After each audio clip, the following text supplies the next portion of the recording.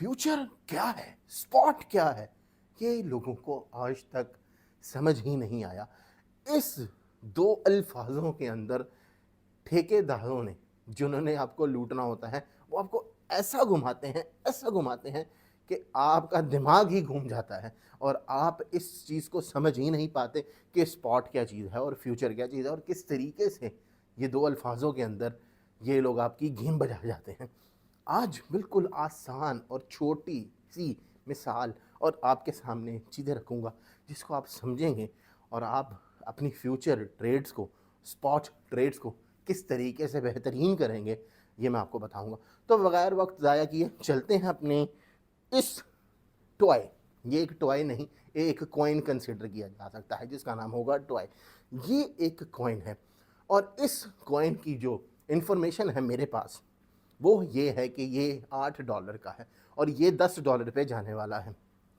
अब यहाँ पे मेरी ही सेम इन्फॉर्मेशन एक और भाई के पास है जिसके पास पैसे रहेंगे।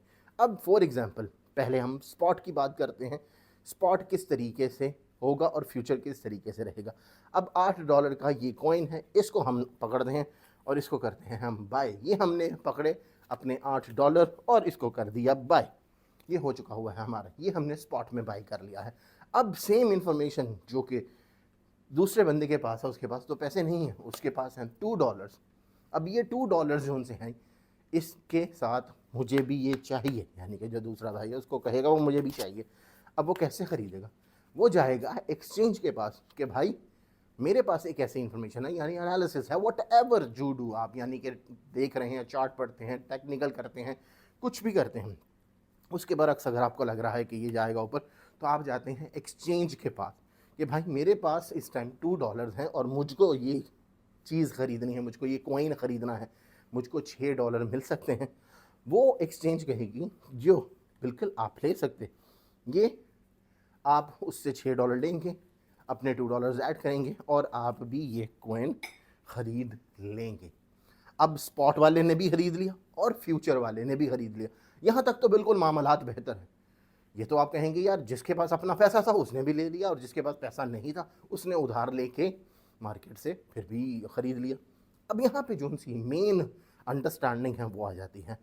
अब जो फ्यूचर वाला है जिसने उधार लिया है बैंक से, उसको बैंक ये कहेगा कि भाई, एक्सचेंज ये कहेगी कि भाई अगर ये तेरी प्रेडिक्शन नीचे की तरफ जाएगी तो सिर्फ तेरे पास $100 ही हैं नुकसान करने के लिए।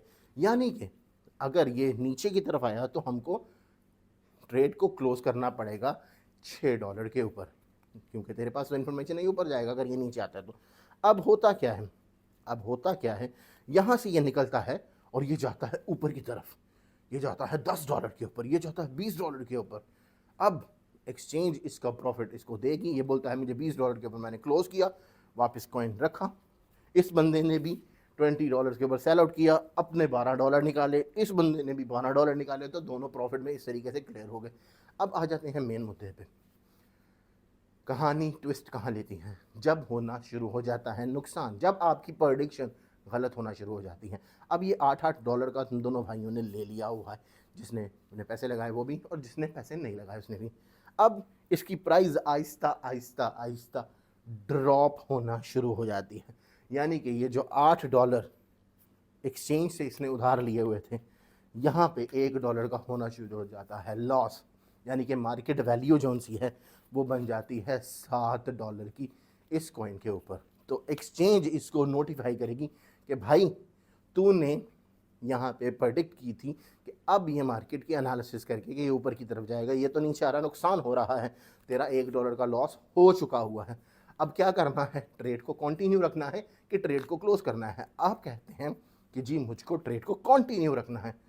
अब ये $7 से आ जाता है $6 के ऊपर। अब वहाँ पे एक्सचेंज क्या करेगी? ट्रेड को कर देगी क्लोज। ये आपका पैसा जो सा मार्केट में डूब गया है, ये चला जाएगा दोबारा एक्सचेंज के अंदर, यानी कि आपने जो $2 लगाए थे उसका हो जाएगा नुकसान। ट्रेड क्लोज हो जाएगी, एक्सचेंज अपना पैसा वापस लेके चली जाएगी, आप भी अपने घर चले जाएंगे।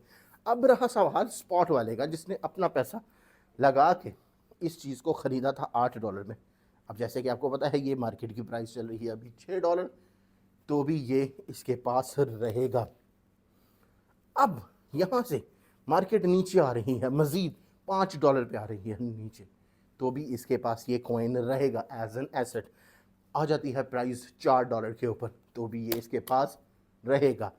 मार्केट फुल ब्लीड हो जाती है और ये कॉइन ख़त्म हो जाता है, प्राइस आ जाती है 0,